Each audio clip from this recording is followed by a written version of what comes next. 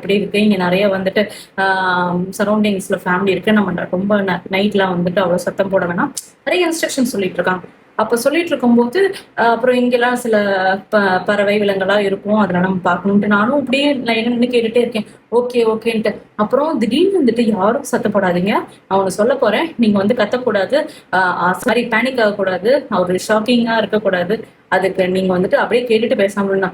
என்னடா இவரு இவ்வளவு டெம்ப் பண்றாரு, என்ன சொல்ல போறாரு அப்படின்னு பார்த்தா, இப்ப இங்க நின்னுட்டு இருக்கவங்க ஒருத்தவங்க காலு கீழே ஹேர் இருக்கு அப்படின்னாங்க.